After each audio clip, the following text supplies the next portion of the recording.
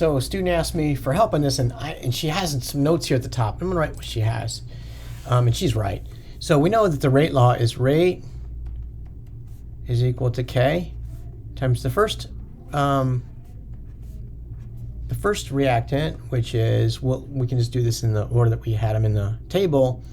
This was iodate, potassium IO3, okay, raised to the order with respect to potassium iodate, okay? And this was sodium hydrogen sulfite raised to some order, which we're going to call B.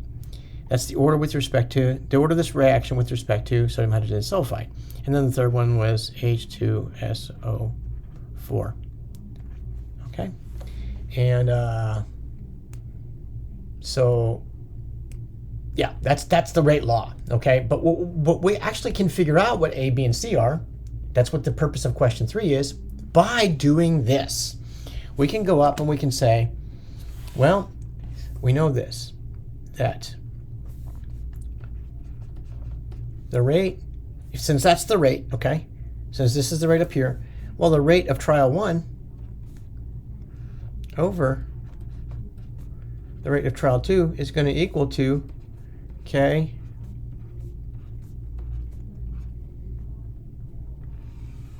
over K, right? Because that's, I'm just putting the rate law over the rate law. This is just beautiful. A, B, and C. A, B, and C. And this is iodate. This is hydrogen sulfite. This is sulfuric acid. This is iodate, of course. This is hydrogen sulfite. Okay. And this is sulfuric acid. Okay, good. Now, this is the cool thing. In trials 1 and 2, this is trial 1 and this is trial 2, right? In trials 1 and 2, look at this. Let's go back up here. In trials 1 and 2, hydrogen sulfite and sulfuric acid didn't change. The concentrations didn't change. And so, since they didn't change, we can just say, well, if that's the case, these concentrations don't change. It's going to cancel. That's going to cancel. Whoa, this is, oh, and K is also constant. Okay, this is gorgeous. What this means is that the rate of 1 over the rate of 2 is going to equal to the concentration of iodate in trial 1 over the concentration of iodate in trial 2, both raised to the A, but I can pull the A out here in front. Or not out in front. I can pull it out of the parentheses, right? Oh, I can totally do this now. I'm just going to put but I got to take the logarithm of both sides to do that, right? So the log of rate 1, rate 2 is equal to A times the log of the concentration of iodate in trial 1, trial 2, right? And now I've isolated my A, and I can pull that out and say A is equal to, I'm going fast here, I know it, but since it's a video, you can just over the log of iodate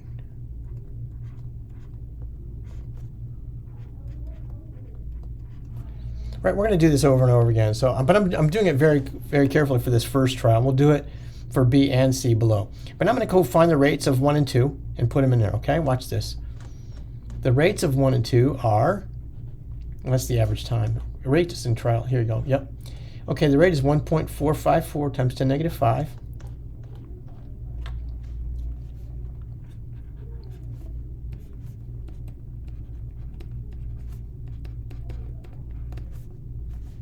Over, let's go back up here, 3.367, wait, trial 2, sorry.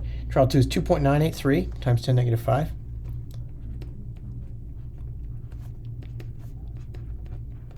Okay, divided by the log of the concentration of iodate in trials 1 and 2. And I remember what it was. It was 0.004 and 0.008.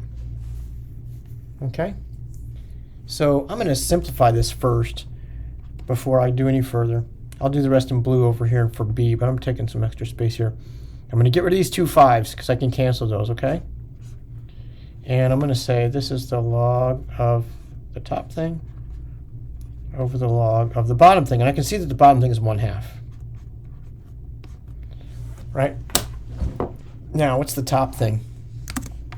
1.454 divided by 2.983. Look at that. 0.487.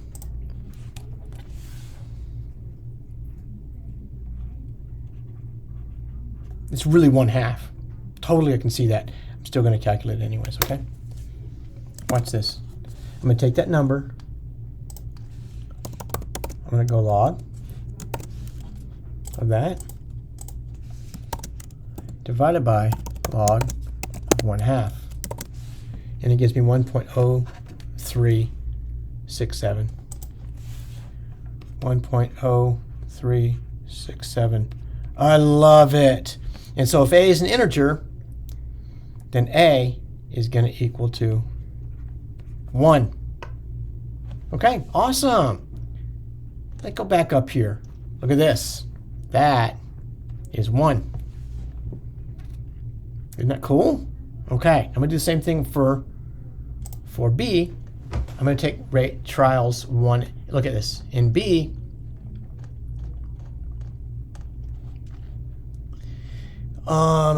this is sodium hydrogen sulfite for B, right? So I got to take 2 trials that don't change here. So this is what I'm going to do. I'm going to take trials 1 and 3 for B, because this is the only thing that changes between 1 and 3.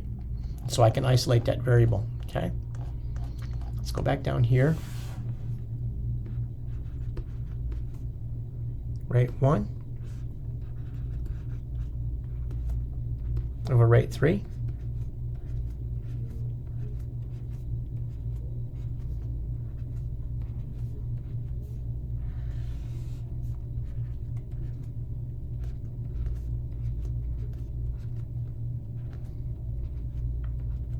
Okay. Now this doesn't change in between trials 1 and 3. It's the same, so it cancels. This is the same in trials 1 and 3, so that cancels. And this is the same in trials 1 and 3, so that cancels. So this is essentially going to be the concentration of hydrogen sulfide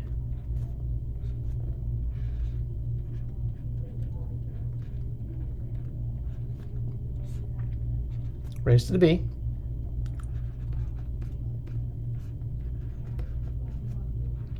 Okay, now I'm not going to do what I did over here. Over here for A, I showed all how I did all that math.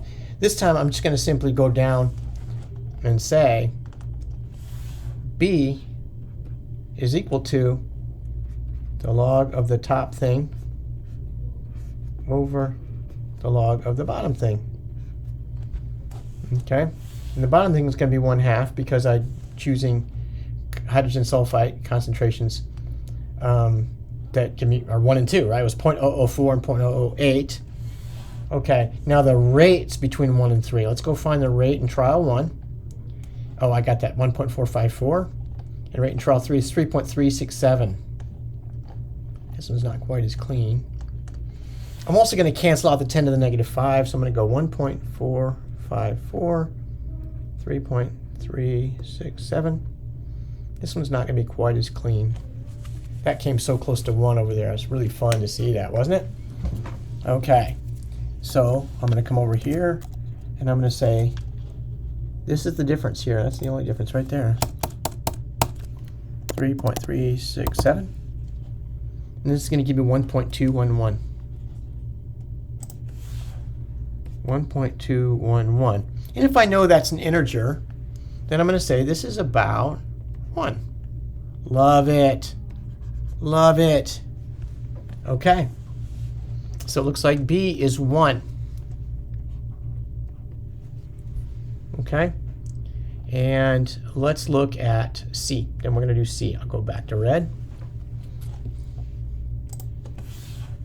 And for C, this is what you're going to do in your exam also. For C, look at this. I'm trying to find out what effect sulfuric acid has on it. And so these are all 0.004. And look at, I'm going to do trials 1 and 4. Do you see that? Because this is the only thing that changes in trial 4 is sulfuric acid. That's why we set those up like that, by the way. No coincidence. Okay, so this is going to be rate 1. Rate 4 is equal to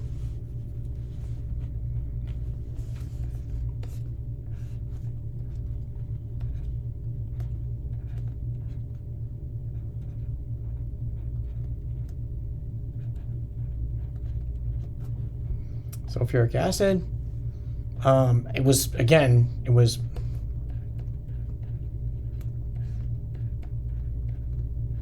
right. That's why I chose those. The rate in trial 1, I've done this a couple times now, is 1.454 times 10 to the minus 5 over, and what was the rate in trial 1? Trial 4. Rate in trial 4 was 3.012 times 10 to the negative 5.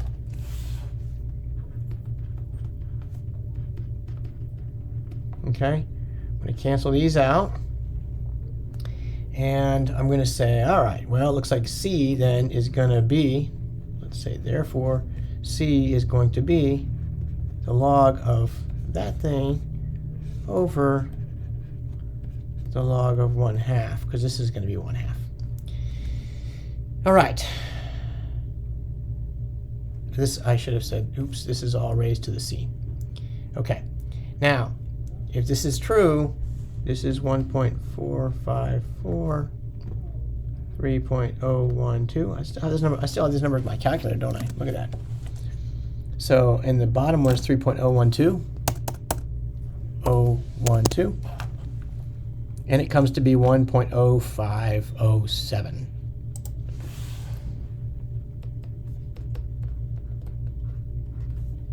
And if this is constrained to an integer, it's going to be 1.